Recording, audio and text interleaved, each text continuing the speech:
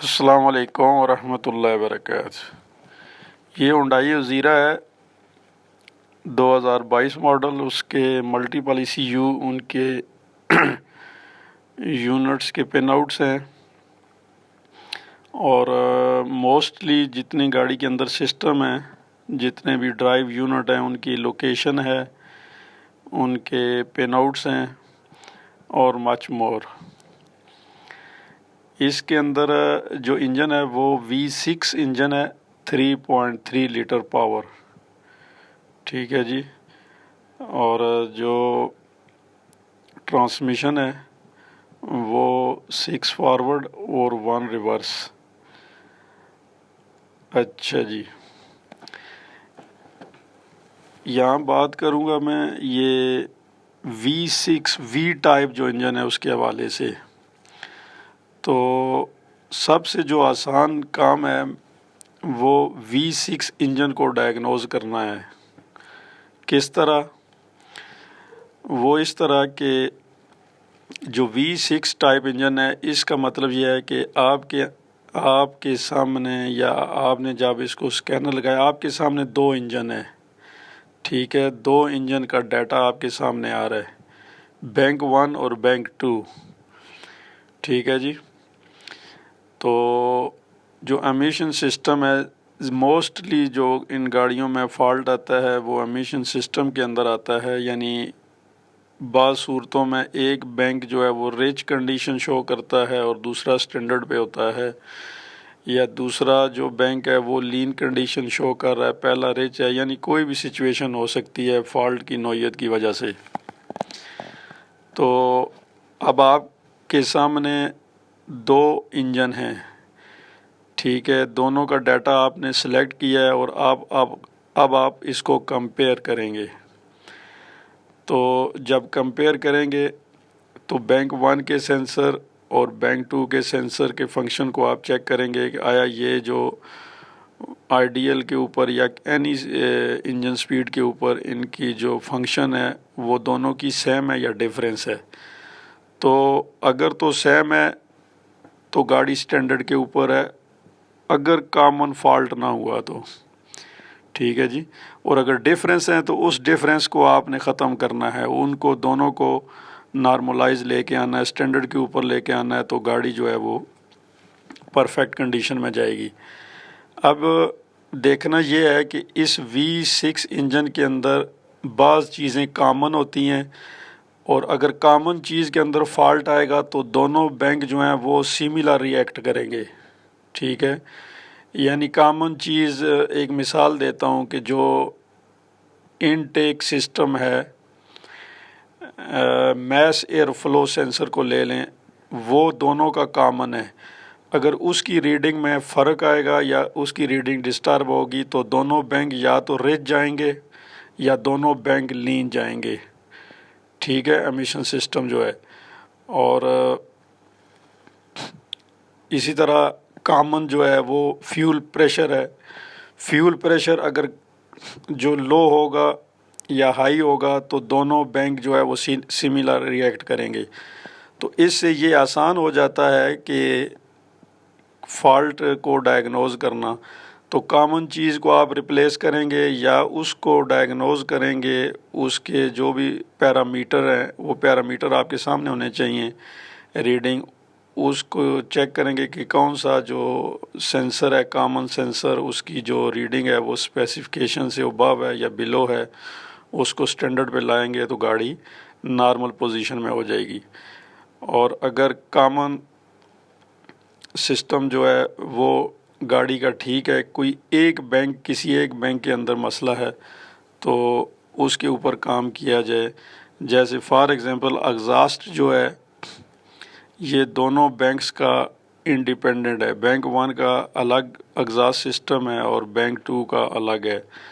तो उसके ऊपर जो कंपोनेंट लगे हैं, जैसे सेंसर 1 है और सेंसर 2 है, ठीक है, इंडिपेंडेंट है, तो उनकी रीडिंग आप चेक करेंगे, दोनों की सेम होनी चाहिए। और अगर सेम नहीं है तो फिर आप उस फॉल्ट के ऊपर जाएंगे। ठीक है, यानी एक मिसाल देता हूँ कि अगर गाड़ी ایک بینک لین ہے یا ایک بینک رچ ہے تو اگزاس جو ہیں اس کے ایک اگزاس سے دھواں آ رہا ہے اور دوسرے سے نہیں آ رہا، تو اس کا مطلب یہ ہے کہ ایک بینک کے اندر فالٹ ہے، اور اگر دونوں سے ایک جیسا اگزاس سے وائٹ سموک ہے یا بلیک سموک آ رہا ہے تو کامن فالٹ ہے۔ یہ انڈرسٹینڈنگ تھی جو میں نے آپ کو دینی تھی، ٹھیک ہے جی۔ تو میرا ماننا یہ ہے کہ جو V6 ٹائپ انجن ہیں ان کو ڈائگنوز کرنا مجھے بہت آسان لگتا ہے، کیونکہ دونوں جو ایگزامپل ہیں وہ سکینر میں آپ کے سامنے موجود ہوتے ہیں۔ دونوں بینکس کے جتنے سینسر لگے ہیں ان کے پیرامیٹر آپ کے سامنے ہیں، ٹھیک ہے، تو دونوں کو آپ ٹیلی کر سکتے ہیں۔ ایک سینسر، کوئی بھی ایک سینسر اگر فالٹی ہوگا تو اس کی ریڈنگ جو ہے آپ کمپیئر کریں گے دوسرے بینک کے ساتھ تو ڈیفرنس آپ کے سامنے آ جائے گا۔ اسی طرح مکینیکل مسئلے میں اگر کسی ایک ہیڈ کے اندر جو ہے وہ فالٹ ہے، ٹھیک ہے، تو اس کا ایک اگزاس سے آپ کو پتہ لگے گا کہ یعنی اس بینک میں فالٹ ہے، تو اس کے اندر پھر آپ جو ہے انڈیپینڈنٹ جتنا بھی یعنی ایک بینک ہے آپ اس کو لے لیں گے، یعنی ایک انجن کو آپ لے لیں گے، ٹھیک ہے۔ تو جس طرح نارمل وہیکل کو آپ ڈیل کرتے ہیں جو 4 سلنڈر ہے یا 3 سلنڈر ہے ان گاڑیوں کو، اسی طرح اس V6 کو آپ ٹریٹ کریں گے تو گاڑی کو ڈائگنوز کرنا بہت آسان ہوگا، ٹھیک ہے جی۔ تو یہ V6 کے بارے میں جو ہے وہ میری انفارمیشن تھی جو میں نے آپ تک شیئر کی۔